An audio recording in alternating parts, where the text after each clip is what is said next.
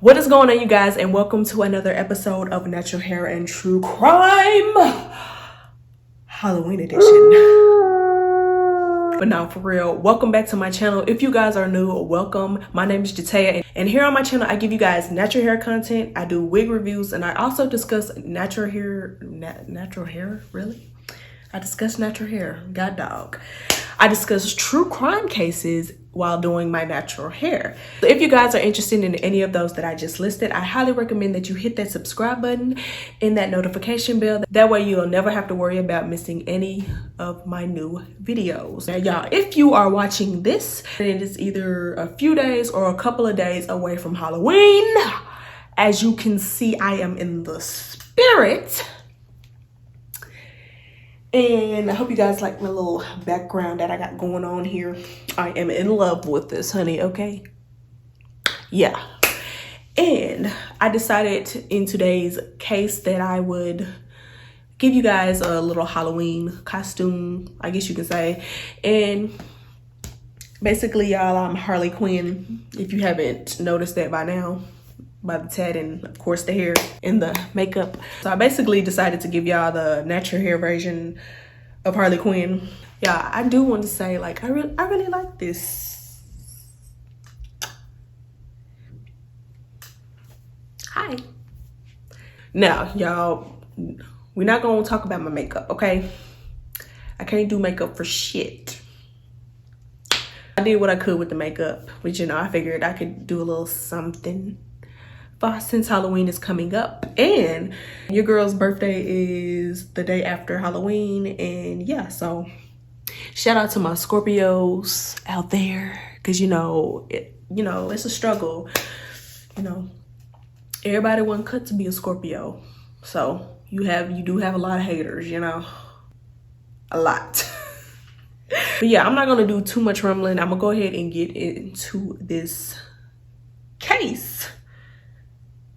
Lord, y'all knew what I was discussing today, then y'all would realize and understand why I'm looking like this. Because yeah, today's case, it's fucked up. Yeah, without further ado, we're gonna go ahead and jump right into it.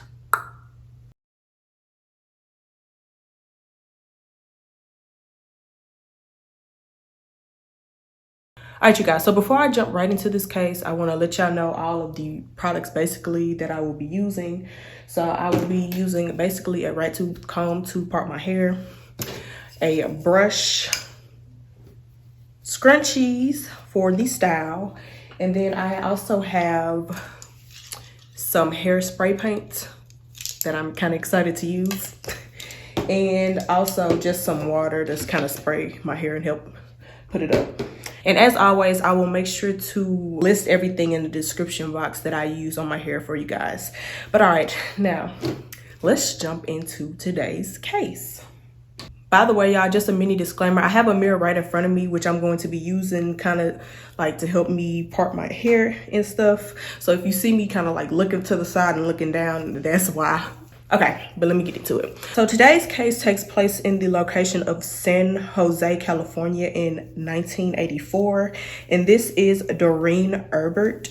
Doreen was born Doreen Ray Hitchens, and she was born in 1952. So Doreen grew up in a very friendly and loving atmosphere, and she herself was actually said to be very friendly, kind-hearted, and generous and humble. Now, it was said that Doreen loved to help people, so she ended up pursuing a job basically where she helped people, and she actually ended up becoming a physical therapist. Now, Doreen worked in the Bay Area, and it actually was in a hospital, I want to say. She was a physical therapist in a hospital. But either way, like, it was in the medical field. So yeah. Now, right next door to where Doreen worked was actually a factory called Lockheed Factory. And at this factory, there was a man by the name of William Michael Dennis who worked there as a sprayer. Now, going right into the background of Michael, when Michael was a little boy, he actually ended up losing his hearing and ended up having to wear a hearing aid. Back then, you know, a hearing aid wasn't as less noticeable as it is today. Now, after Michael lost his hearing, he ended up developing a stuttering problem. Now, around the age of 9 or 10, Michael's parents ended up getting a divorce. Now, following his parents' divorce, Michael began to develop a eating disorder, which caused him to eventually gain weight. And he would kind of like battle with this basically throughout his life. It was said that Michael wasn't very sociable and he didn't have a lot of friends. He was kind of like a loner, I guess you can say. And part of this possibly could be because of his depression, dealing with his loss of hearing and probably the divorce of his parents and gaining a lot of weight. Now, with all of this going on, it was very difficult for Michael to have any intimate relationships. He wasn't actually able to have any girlfriends. But later on in his life, while working at Lockheed, Michael ended up meeting Doreen through some mutual friends, and the two instantly hit it off. And Michael and Doreen actually began to start dating. Now, y'all, it wasn't even a year after dating that Mike and Doreen actually ended up getting married. And actually, I think I want to say they started dating in January, I want to believe. And they ended up getting married in August. I think it was August, y'all. Anyway, it wasn't that long. And yeah, so the two ended up getting married. And actually, not long after, they ended up having their first son together. And their son's name was Paul Dennis. Now, things at the beginning were going pretty good. I mean, Mike and Doreen was married, they had their first child, and it seemed like the perfect family. But unfortunately, not even a year into the marriage, Mike and Doreen actually ended up getting a divorce in 1977.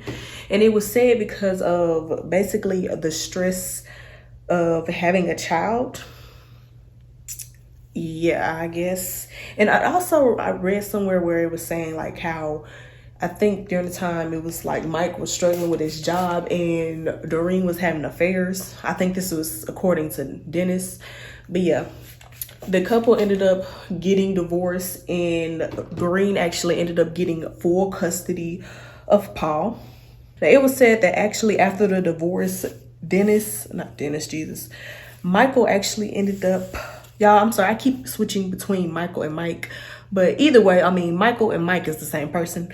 But yeah, so the divorce ended up making Michael very bitter and very negative. Now, as far as Doreen, she ended up getting over the divorce kind of quickly and moving on quickly. And then she actually got remarried to a guy named Charles Erbert.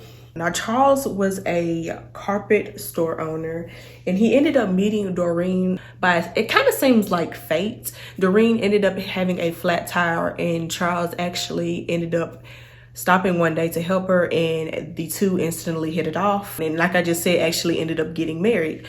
So now Charles and Doreen actually ended up having a daughter together, and her name was Deanna Erbert. And like I said before, Doreen ended up having full custody of Paul, which is her son with Michael. And then every weekend, Michael would get Paul. So it seemed like the co-parenting was going okay, but Michael still had a lingering bitterness towards Doreen for the divorce. So like I said before, Michael already had depression, and this divorce kind of just sent him back into a downward spiral, and it kind of messed with his mental state a little bit.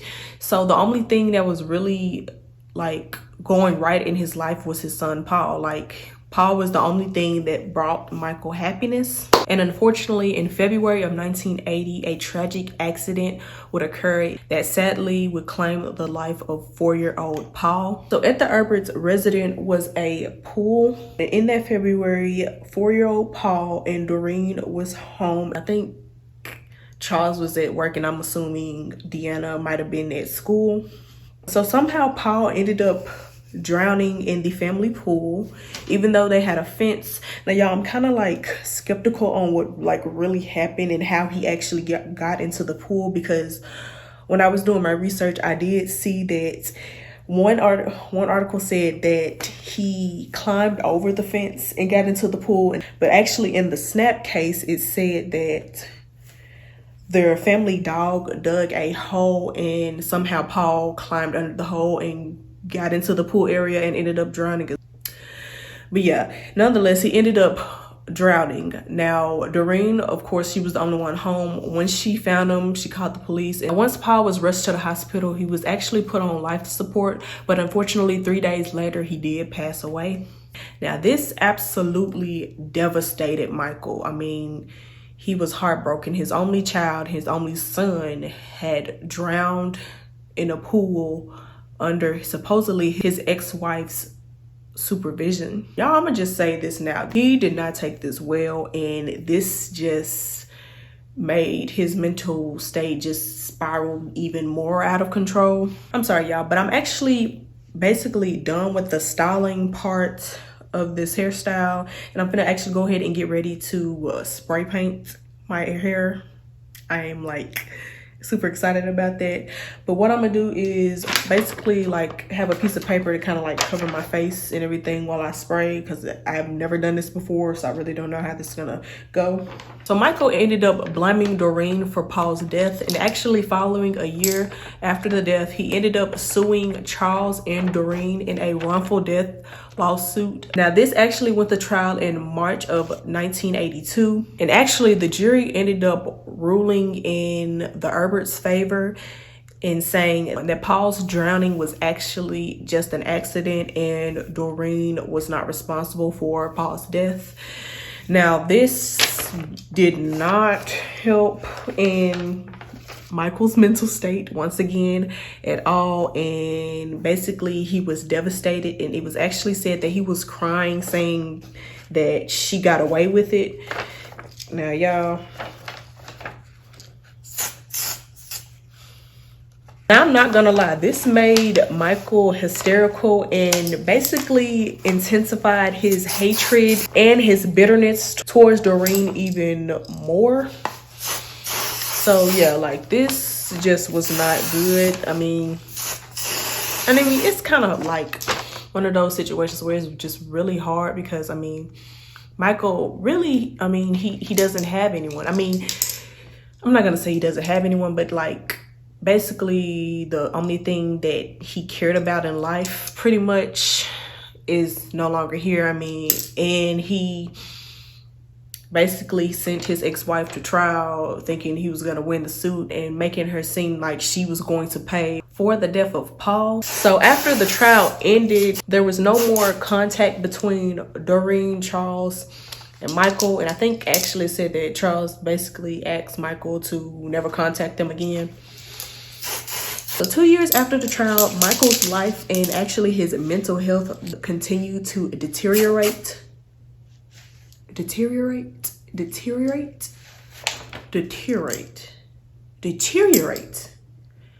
Y'all know what the hell I'm trying to say. Michael ended up losing his job at Lockheed, and actually in order to keep it, he had to agree to basically a pay cut in a new position. So yeah, it just seems like one thing after the other Michael was having to deal with. Yeah, I'm sorry, this is so hard trying to do this and look in the freaking mirror and then look at y'all. And with all of this going on and Michael still dealing with all of this, he still had a bitterness towards Doreen that, he just seemed to not be able to get rid of. So another 2 years actually go by. Michael is still dealing with bitterness and mental issues. And Doreen actually finds out that she is pregnant with a boy. Now, she found out she was pregnant in 1984, and she was actually expected to have the baby in the early part of November. Okay, y'all, I'm actually gonna go ahead and jump right into basically the night and what happened on Halloween of 1984. But before I do that, I will be right back. I'm gonna finish spraying this because I realized this is a whole lot harder than I thought. Trying to like talk to y'all and then making sure I spray my hair and not everything else. So I will be right back. Alright, you guys, my bad. I am finally back. But yeah, go ahead and getting right into what happened on Halloween of 1984. So Charles took Deanna trick-or-treating while Doreen stayed home. Now, at this time, it was October 31st, of course, and Doreen was 8 months pregnant and very close to her due date. So like I said, Charles took Deanna trick-or-treating. Now when he came back, Doreen actually went and took Deanna back out to kind of like go with her to get, I guess, like, you know, some experience. Even though she wasn't able to walk a whole bunch, she wanted to hit a couple houses, I guess, that were close, so, you know, still have that experience with Deanna. Now while Deanna and Doreen were out trick-or-treating, Charles was actually at home passing out candy to the children. So once Deanna and Doreen came back, Charles actually left to go pick up some more candy and actually stopped by that liquor store. And y'all, this is where it just gets crazy. And every time I like think about this story, it seems like it goes from bam, normal to like straight to it. Like it's really like sickening, and I don't know, it's just so gruesome. So y'all, like, I'm going to warn y'all what I'm finna to basically explain next. I mean, it's gruesome, but that's also why I have the little warning at the beginning. So yeah, listen at your own discretion. But yeah, so around 9 p.m, Doreen and Deanna, they're on the couch watching TV. And like I said, Charles, he's out going to the store. Doreen hears a very loud knock at the door. So she goes to the door and she opens it up. It's to a man in a wolf mask. And according to Deanna, she heard the man say basically that I'm going to kill you. And the man pulls out a machete. Now at this time, I mean, we don't really know if it was a machete, but I mean, we know now it was a machete. The guy pulls out a machete and begins to chop Doreen to death. Now y'all, I'm not going to go into like too much details. If you are interested in the exact details and what specifically happened and how it happened, I will link the article basically where it explains kind of like the autopsy of Doreen and her unborn. So y'all don't, you know, I'm just not gonna like explain it into that depth. But if you are interested in reading up on that, I'll make sure to link it below. But yeah, so he ends up chopping her, and he chops off her left hand, and then he goes as far as to basically cut Doreen's unborn baby out of her, and then begins to chop the baby. Now while this is all going on, I'm sorry y'all, backtracking. So before Doreen was attacked, she yelled to Deanna to hide behind the couch. So that's what Deanna did. Yeah, and I just cannot imagine, like, at 4 years old, like, witnessing and hearing your mother basically get chopped to death and murdered. Like, that's just too much. That's just insane, y'all. I don't know.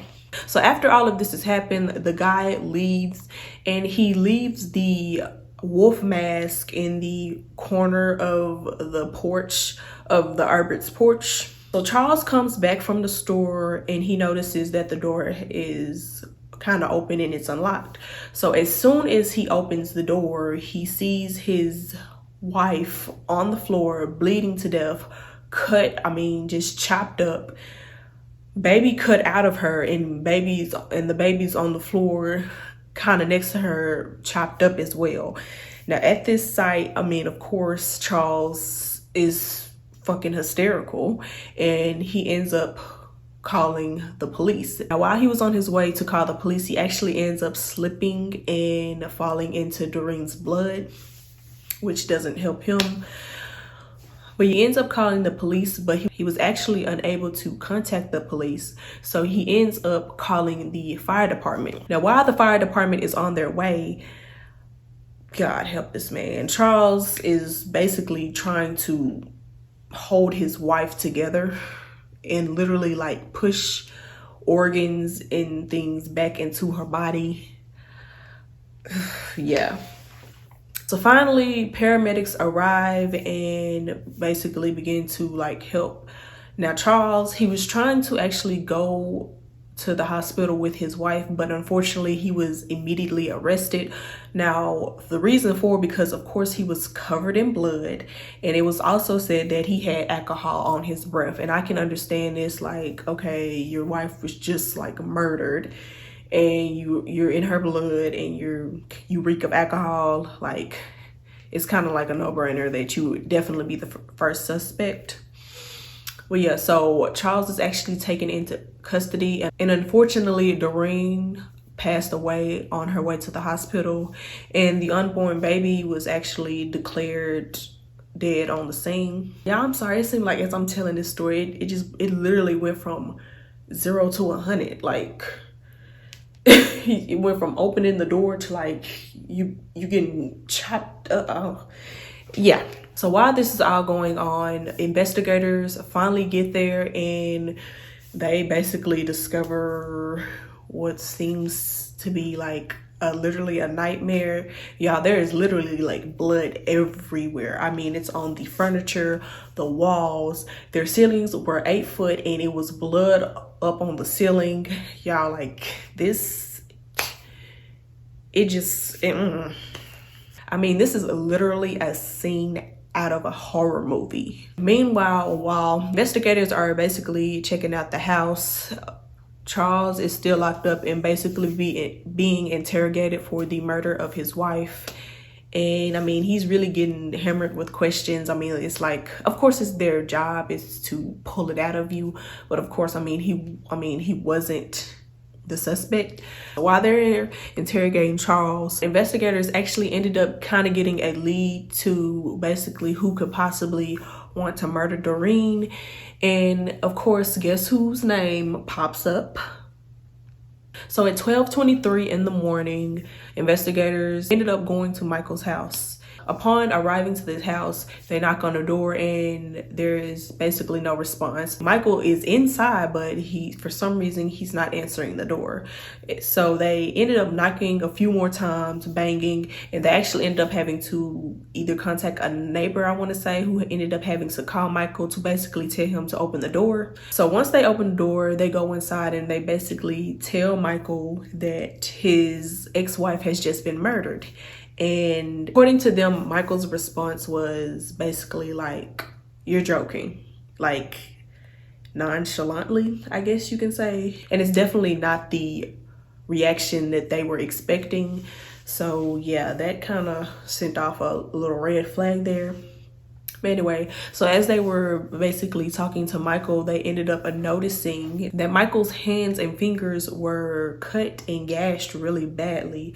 So bad that it was actually still bleeding and he had it wrapped up and the blood was still seeping through the gauze. So they asked Michael, like, what happened to your hand?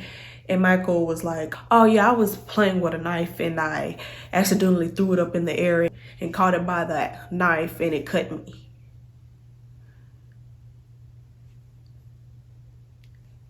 You mean to tell me a grown-ass man, like, I mean, I feel like he could have at least came up with something better than that. Playing with a knife and you threw it up in the air and caught it. Mind you, as they were investigating, they seen blood drippings basically everywhere, which I'll get to that in a sec. But come on, really? No. No. Nope. So eventually detectives ended up asking Michael if they could do a search on his house, and Michael agreed to it and actually said that he had nothing to hide. So the detectives ended up basically searching his house, and while they were searching his house, y'all, they literally found bloody gauze in a trash can. They found basically blood drippings that kind of like led, it was like, I think they said it was like 100 feet from his house, and it was like all the way up into like his garage where his washer and dryer was. Or not a garage, I think they said garage, but yeah, it was basically like it led all the way up to his washer and dryer. He had bloody pants on the bed, and then like I say, I mean, his hand was bloodied up. So looking at all of this, Michael was immediately arrested and taken in for questioning. So while Michael was arrested, they did a little bit more investigating and actually realized that there was blood in Michael's truck. And it was basically like all everywhere in his truck. I mean, it was like on the wheel, like the radio, it was everywhere. But yeah, I mean, it was just like, he really thought he was slick, but he wasn't. But yeah, so while in custody, they began to interrogate Michael, and he basically denied killing Doreen. And actually, there wasn't enough evidence.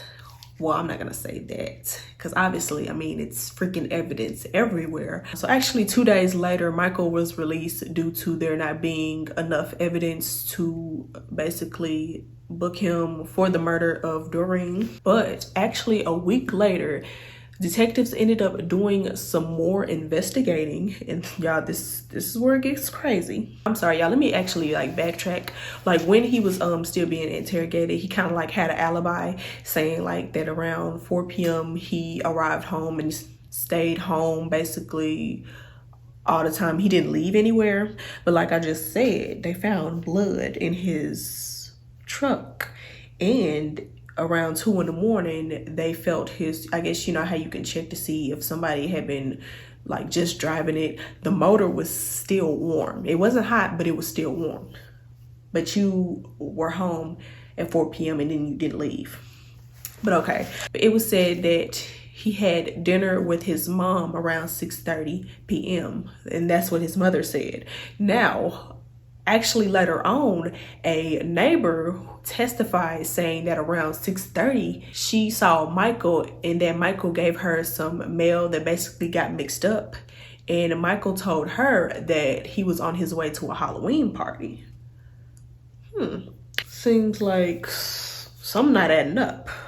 Yeah, but going back to them searching the house again. So a week later, they end up searching Michael's house again. And this time they ended up finding a receipt and a adhesive sticker for a 18-inch machete in his closet. Now it wasn't the actual machete, but it was the receipt and like the adhesive sticker or whatever, I guess from the brand. And basically they confirmed, they saw the receipt and went to the store. They basically confirmed that it was an 18-inch machete. Now, along with that, they ended up finally matching DNA. Well, not DNA, sorry. Matching blood type, and the blood type that was found at the crime scene actually matched Michael's blood type. So with that information alone, they was already able to arrest him. Now, it gets even more crazier here. Y'all remember when I said there at the crime scene, the wolf mask was left behind? So detectives ended up doing some more investigating. He found out that Michael ended up going to a Halloween party a year before the murder in a wolf mask, the exact wolf mask left at the crime scene. And whoever hosted the party, I'm assuming, they had a whole bunch of pictures. So of course detectives asked for these pictures, and once they got them, they seen the exact same wolf mask that was left at the crime scene. Which I don't know why the hell he took the mask off. I don't know, that was weird anyway. It was like you basically told on yourself, but it was a good that you told on yourself, but still, like, anyway. It also didn't help that many neighbors and different witnesses testified seeing a man in a wolf mask staring at the Erberts' home during Halloween before the murder. So I'm like, you basically stalked and then you attacked. Yeah. Now, like I said before, he was arrested again actually on November 5th of 1984. Now, at first, he was pleading not guilty, but then he ended up changing it to guilty. But either way, he was still looking at the death penalty. Now, while in custody, Michael ended up seeing a psychiatrist by the name of Samuel Benson. Benson interviewed Michael 5 times, and during these interviews, Michael gave quite a bit of interesting information. Yeah, I'm gonna talk about some of it, but I'm not gonna go into basically all of it because it was a lot. Now, Michael confessed to Benson that at one point in time, Doreen's dog ended up drowning in the pool. Now, this caused huge concern from Michael about Paul's safety and worrying about him drowning in the pool. And he ended up demanding that Doreen build a fence up to kind of like protect from that. And he actually offered to, I think, either build it or like fund it, or probably like both. But Doreen ended up getting a fence built anyway. Now that part, it was like really crazy. I don't want to just say he jinxed it, but it's like, y'all know, it's like one of those weird cases where it feels like that, like it was just jinx, because it's just like you was already worried about it, which I completely understand. Who wouldn't be worried about, like, you know what I mean, the dog drowned in the pool, and then, you know, you have a 4-year-old, like basically not a toddler, but you know, still a little kid, and you got to worry about them, like, you know, falling in the pool by accident. So yeah, you think even with that, Doreen would have been like very careful. And I'm not gonna lie, it did get me to questioning, where was she and how he was able to get in the pool. Now, another thing that is said was confessed that Doreen smoked marijuana. And now, I don't know if they were trying to like refer to, like, during that time that Paul drowned, that she was actually high or not. But either way, Michael ended up saying that she smoked. I think he said that she was like high when Paul drowned, but I don't know if this is true or not. But I mean, this is basically what was stated and what was confessed to the psychiatrist.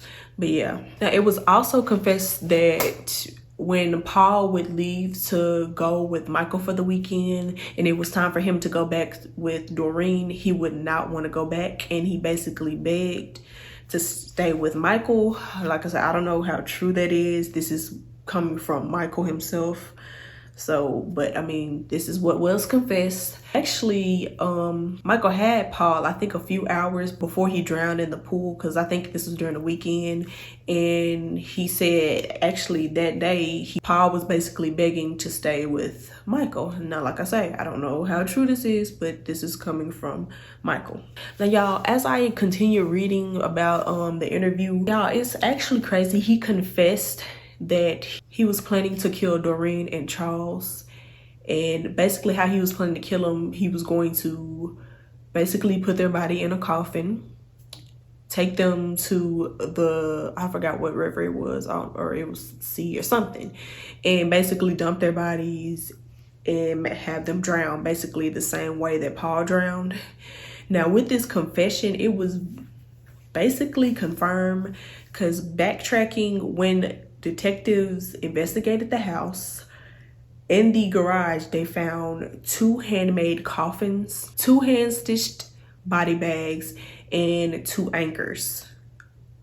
So reading that part, I was just like, what? I mean, he literally had how many years to like think of this? Yeah, it's just really crazy. Like, I mean, he was that, I say he was mentally ill. He needed help, but like, he definitely had a problem. But like, to plan this, I mean, that's crazy. And of course, Michael, he continued to like basically confess to killing Doreen. Now, although he did admit to killing Doreen, he still claims that he didn't know she was pregnant, even though the fetus was cut out of her body and chopped up as well. Yeah, okay. But yeah, with his interview with Benson, he basically said that he did not know that Doreen was pregnant, and he wouldn't have killed her if he knew that. But I mean, how can you not tell if a woman's pregnant, especially when she's 8 months pregnant? I mean, she wasn't in her early stages. Like, she was literally basically about to have the baby. So and like, once again, they literally found the fetus cut out of her body, chopped up. Now, from all of these interviews, Dr. Benson, y'all, I'm sorry, this whole time I've been calling him Benson. My apologies. Dr. Benson came to the conclusion that Michael had a mental disease.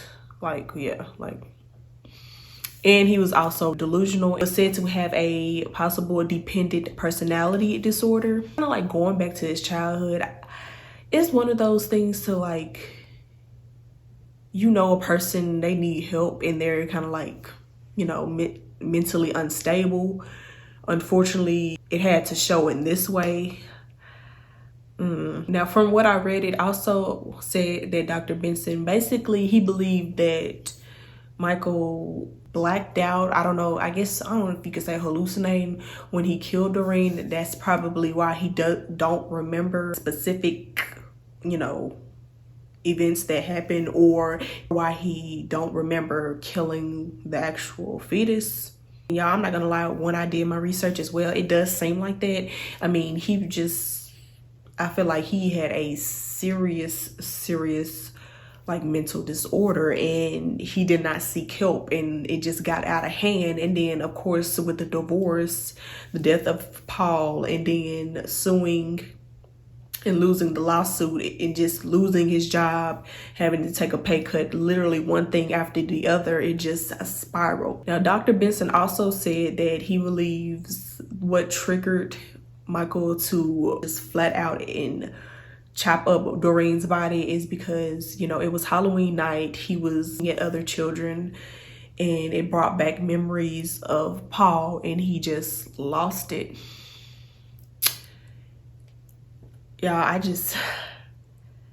I mean, it sounds pretty accurate. I can see, because I mean, it's crazy. He literally spent what, 4 years planning to kill them, had it all mapped out, literally built the coffins and everything, and then just said F it and just put on a wolf mask and went and just went crazy.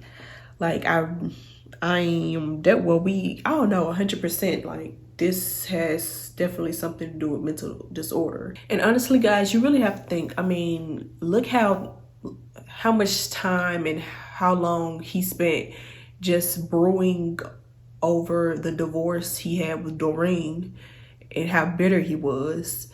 And then, like I say, losing his child. And he, honestly, I feel like, which this could have been a part of his mental illness, that he really believed that Doreen, you know, she didn't care, and like she was trying to get rid of Paul anyway. And like he really thought in his mind she needed to be punished. She needed to pay for his death. And it just kind of goes to think, if he hadn't lost his mind that night, would have still fallen through with his plan to kill both Charles and Doreen and basically dump their body in the sea?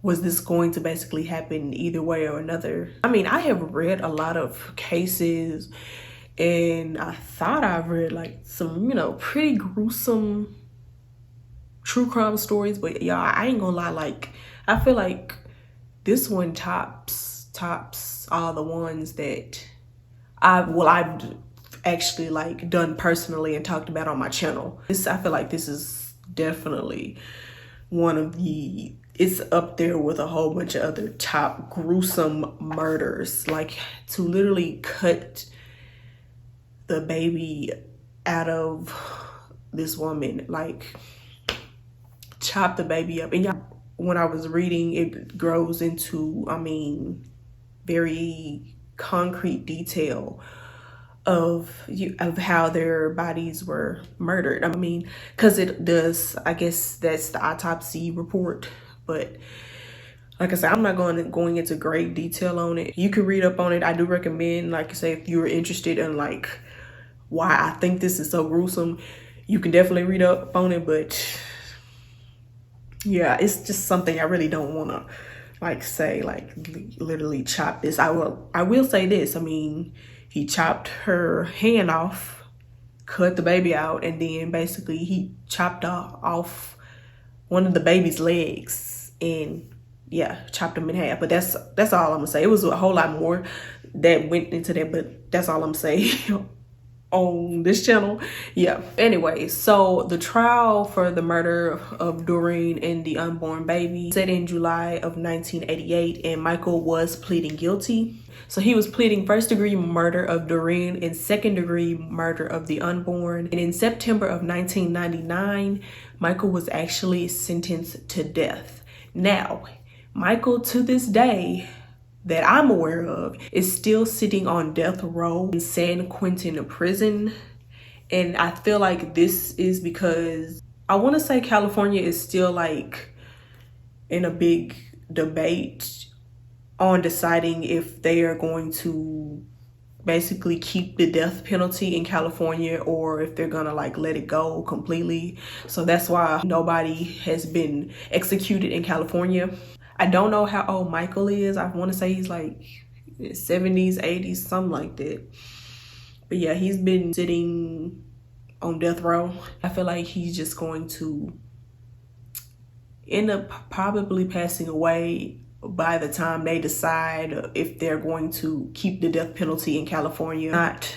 So yeah, so he's on death row, and the Erberts are basically still left with the memories, unfortunately, of that night. Now, I do want to say, when I read up, it does say that they did forgive Michael for what happened, and basically saying like that they weren't going to allow, you know, Michael to cause them to be, you know, just dark in a darkened place, a sunken place, and depressed.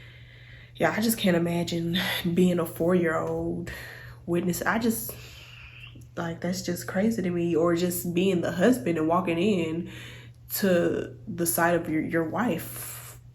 So if you are interested in reading up on this case for yourself, I will definitely make sure to link all of the articles that I use or that I read up on. But yeah, like I always say, please make sure to keep the Erbert family in your prayers or send positive energy their way, because you know it would happen in 1984.